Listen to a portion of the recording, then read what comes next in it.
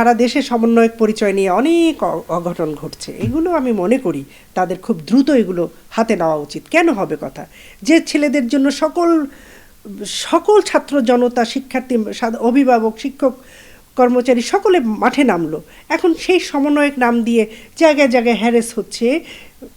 কর্মচারী, কর্মকর্তা, সরকারি কর্মকর্তা, স্কুল শিক্ষক, কলেজ অধ্যক্ষ কেউ বাদ যাচ্ছে না। এটা আবার কেমন কথা? তারা শিক্ষার্থীরা যখন আহ্বান জানিয়েছিল আমাদের পাশে দাঁড়ান, অথবা তারা যখন জীবন দিচ্ছিল, সকল মানুষ যখন অকাতরে কোনো রকম শর্তহীনভাবে তার পাশে এসে দাঁড়িয়েছে, আজকে তারা কিন্তু সেই জায়গাটি মনে রাখছে না। ঢাকা বিশ্ববিদ্যালয়ের বহুদিন পর আসমরব সম্মানিত হলেন, আপনার অনুভূতি কি? ভালো লাগলো, ভালো লাগছে এই জন্য যে ইতিহাসের এই জায়গাটি, যেটা যে 1971-এ 2রা মার্চে যে স্বাধীন বাংলার পতাকা উড়েছিল, সেটা ছিল ঢাকা বিশ্ববিদ্যালয়ের বটতলায়, কলাভবনের বটতলায়, তাই তো? তো এটা ছিল বিশ্ববিদ্যালয়ের অর্জন। বিশ্ববিদ্যালয়ের এই অর্জনটা বিশ্ববিদ্যালয় খণ্ডিতভাবে দেখেছে। বিশ্ববিদ্যালয় কর্তৃপক্ষ নানানভাবে রাজনৈতিক প্রভাবে এটিকে অন্যভাবে দেখেছে। তো এবার তারা তার ব্যতিক্রম করে চেষ্টা করেছে এটাকে যথার্থভাবে দেখতে। আমি তাদেরকে ধন্যবাদ জানাই, কৃতজ্ঞতা জানাই।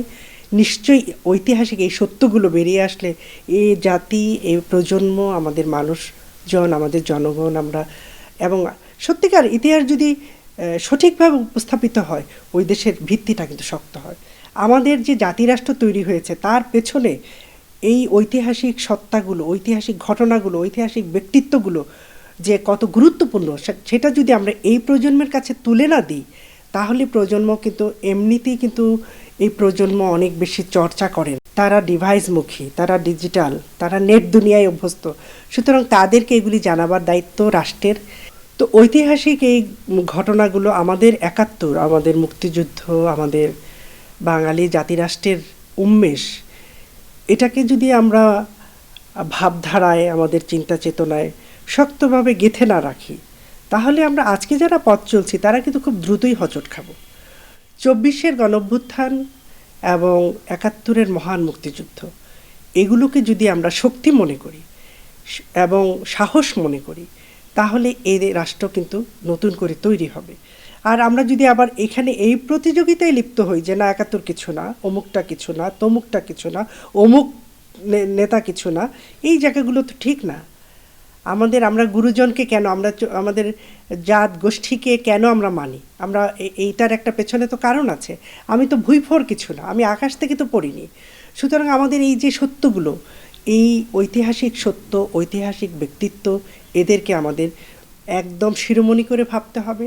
তবেই নতুন করে আবার ইতিহাস তৈরি হবে, যেটা আমাদের জাতিরাষ্ট্রের জন্য সত্যিকার অর্থে প্রেরণাদায়ক হবে। আর তা না হলে আমরা দেখেছি ইতিহাসকে আড়াল করতে গিয়ে এক ব্যক্তি, এক পরিবার, এক গোষ্ঠী, এক দলকে সামনে নিয়ে যে কাণ্ডটা ঘটল বাংলাদেশে, আমাদের এত বড় অর্জন মহান মুক্তিযুদ্ধের, কত কত মানুষের আত্মত্যাগ কোথায় চলে গেল সেটা এখন। এবং আরেকটি বিষয় ধরুন, একজনকেও যারা প্রতিষ্ঠিত করতে চাইল, তার পরিণতিটা কি ভয়ঙ্করভাবে হলো। আমরা মর্মাহত হই, আমরা কষ্ট পাই, কিন্তু কার হাতে হলো এটা? কাদের কারণে হলো? আমাদের কারণে? সাধারণ জনতার কারণে? শিক্ষার্থীর কারণে? শুধুমাত্র একটি ব্যক্তি, একটি পরিবার, দলকে অতিমাত্রায় প্রাধান্য দিয়ে নিছক লোভে এবং গদি রক্ষার তাড়নায় যারা একজনকে মাথায় রেখে চেতনা বিক্রি করেছে, মুক্তিযুদ্ধকে বিক্রি করেছে, ব্যবসা করেছে, তার কারণে আমরা মহান অনেককে হারিয়েছি, তাই না? সেই জায়গাটিকে নিয়ে আমি মনে করি যে এটা তো খুব ভয়ানক একটি জায়গা। এটা কেন করতে গেলাম? আমরা করে কি লাভ হলো? আমরা কি পেলাম? আমাদেরকে এই বিষয়গুলো নিয়ে খুব সাবধান হওয়ার দরকার আছে। আমাদের প্রত্যেকটি পদক্ষেপ হতে হবে, চিন্তা ভাবনা করে ফেলতে হবে। আমি বলেছি না, এখনই বললাম তো, যদি আমরা পেছনটাকে অস্বীকার করি তাহলে আমি খুব দ্রুত হোঁচট খাবো। পেছনটাকে স্বীকার করব, পেছন আমাকে শক্তিশালী করবে। তাই তো হয়। আমরা বাবা ছেলেকে কেন পথ দেখিয়ে দেয়, সেই পথে ছেলে হাঁটে। সুতরাং আমাদেরকে এগুলোকে মাথায় রেখেই কিন্তু চলতে হবে। অনেক রকম জিনিস আমাদের ভালো লাগছে না। আমরা যেটা দেখতে পাচ্ছি, এত কিছুর মধ্য দিয়ে এত বড় ক্ষতির মধ্য দিয়ে কতগুলো ছাত্র সাধারণ মানুষ আত্মহতি দিল। সাইদ, মুগ্ধরা, ইয়ামিন, সাজোয়া জান থেকে যে ইয়ামিনকে ফেলে দেওয়া হয়েছে আমার দেশের পুলিশ করেছে। কিন্তু আমি ভুলতে পারি না। আমি বলি যে আমরা একটু আগে বললেন না 7 মাস, খুব কি বেশি দিন হয়েছে? আমরা তো অনেকে ভুলে গিয়েছি। এই শিক্ষার্থীরা নতুন দল করেছে, তাদের মাঝে এখন বিরোধ দেখা দিচ্ছে। আমি বলবো যে আপনারা আরেকটু সাবধান হন। আপনাদের এই মতবিরোধ একদম ভয়ঙ্কর একটা ভবিষ্যৎ দেখা দিচ্ছে। সেই ভয়ঙ্কর ভবিষ্যতের দিকে আমরা যেতে চাই না। আমরা চাই যে যা বলছেন আপনারা, নতুন কৃষকের ছেলে প্রধানমন্ত্রী হবে, কৃষকের ছেলে পার্লামেন্ট মেম্বার হবে, তেমন কর্মসূচি যদি আপনাদের থাকে তাহলে আপনাদের কথাবার্তা, চলন বলন সব তেমন হওয়া দরকার। কিন্তু আপনাদের বিরুদ্ধে অভিযোগ উঠছে শত শত টাকার, শত শত চাঁদাবাজির। কেন? এবং সেটা আপনারা খণ্ডাচ্ছেন না কেন? আপনাদের এখনই তো সময়, এখনই তো কাটাছেঁড়া করে নিজেদেরকে শুদ্ধ করে নেবেন। জাতিকে কি স্বপ্ন দেখাচ্ছেন আপনারা? স্বপ্নটা দেখাতে হবে নির্ভুল, এবং তারপরে আপনাদেরকে জনগণ অনুসরণ করবে। এবং স্বপ্নটাকে বাস্তবায়ন করতে গিয়ে হয়তো অনেকখানি হবে না, কিন্তু শুরুতেই আপনাদের তো অনেক ধরনের ভুল দেখা যাচ্ছে। আমি কোনো সমালোচনা করছি না, আমি একটি জায়গা থেকে বলছি এখনই সময় আপনাদের এগুলো নিয়ে সংশোধন হওয়ার। তা না হলে ভবিষ্যতে কিন্তু খুব যে আশাবাদী হয়ে উঠবার জায়গাটি, সেটি কিন্তু হারাবে আমি মনে করি। সম্প্রতি রুহুল কবির রিজভী বলেছেন ছাত্ররা এখন আর সমন্বয়ক নয়, তারা এখন রাজনীতিক। ওরা যেহেতু দল গঠন করেছে, ওরা রাজনীতিবিদ হয়ে উঠবে রাজনীতি চর্চার মধ্য দিয়ে। তারা আসলে আর সমন্বয়ক নয় এখন। এবং সারা দেশে সমন্বয়ক পরিচয় নিয়ে অনেক অঘটন ঘটছে। এগুলো আমি মনে করি তাদের খুব দ্রুত এগুলো হাতে নেওয়া উচিত। কেন হবে কথা? যে ছেলেদের জন্য সকল ছাত্র জনতা, শিক্ষার্থী, অভিভাবক, শিক্ষক, কর্মচারী সকলে মাঠে নামলো, এখন সেই সমন্বয়ক নাম দিয়ে জায়গায় জায়গায় হ্যারেস হচ্ছে।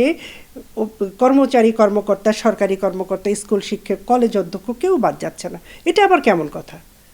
তারা শিক্ষার্থীরা যখন আহ্বান জানিয়েছিল আমাদের পাশে দাঁড়ান, অথবা তারা যখন জীবন দিচ্ছিল, সকল মানুষ যখন অকাতরে কোনো রকম শর্তহীনভাবে তার পাশে এসে দাঁড়িয়েছে, আজকে তারা কিন্তু সেই জায়গাটি মনে রাখছে না।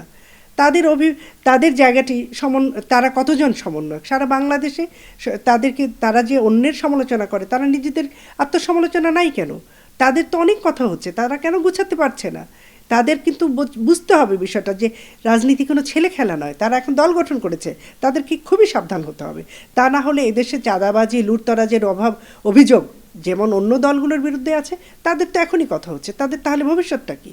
আমি মনে করি তাদের খুব দ্রুত এই বিষয়ে পদক্ষেপ নেওয়া দরকার, যাতে এই বিষয়গুলি না হয়। লোভ লালসার বাইরে তারা নিজেদেরকে প্রমাণ করুক, তবে নিশ্চয়ই আমি কেন, অনেক সবাই তাদেরকে অনুসরণ করবে। কিন্তু সেই বিষয়টি সন্দিহান জায়গায় এখনও আছে, দোলাচালে রয়েছে। তারা হয় তাদের পথ পরিষ্কার করতে হবে, কঠোর হস্তে তাদের বিরুদ্ধে অভিযোগগুলো খণ্ডন করতে হবে, এবং তারা সত্য জায়গায় ফেরত আসতে হবে। ব্যবস্থা কি নিয়েছে সেটা জাতিকে জানাতে হবে, তবেই তারা কিন্তু একটা পথ পাবে। জনগণকে সাথে নিয়েই তো রাজনীতি, সেই রাজনীতির পথ কিন্তু তারা কিছুই পায়নি। ছাত্র শিক্ষার্থীরা যতজনই তাদের সংগঠনে আসুক না কেন, সাধারণ মানুষ কিন্তু অপেক্ষা করছে যে ভালো কিছু ঘটে কিনা দেখবার জন্য। সেই বিষয়টি তাদের মাথায় রয়েছে কিনা। তারা নিজেদের মধ্যে ব্যক্তিগতভাবে এদিক ওদিক যে কথাগুলো বলছে, আমরা তাদের অনেকের কথায় অনেক আশাবাদী। আমরা চাই সেই আশাবাদের জায়গাটা বড় হোক, অভিযোগের জায়গাটা ছোট হোক।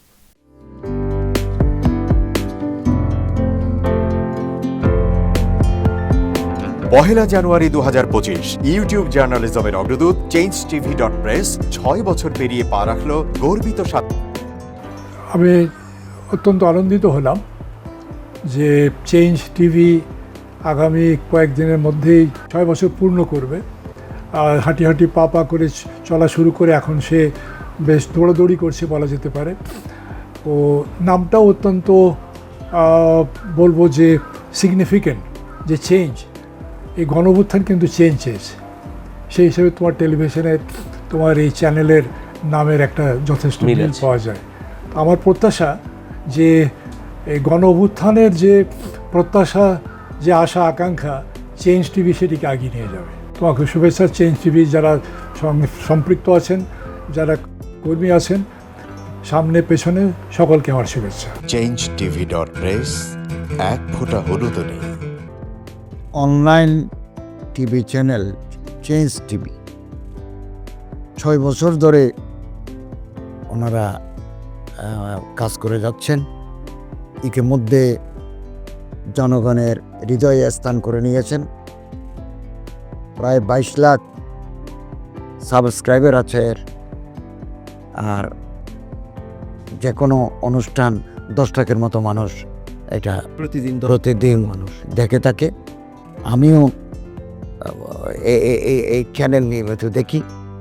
তো চেঞ্জ টিভির পক্ষে আমির মোমিনুল মানিক সাহেবের উপস্থাপনা, প্রশ্নের ধরন, এগুলো জনগণ দেখতে চায়, শুনতে চায়। আমি চেঞ্জ টিভির উত্তরোত্তর সমৃদ্ধি কামনা করছি।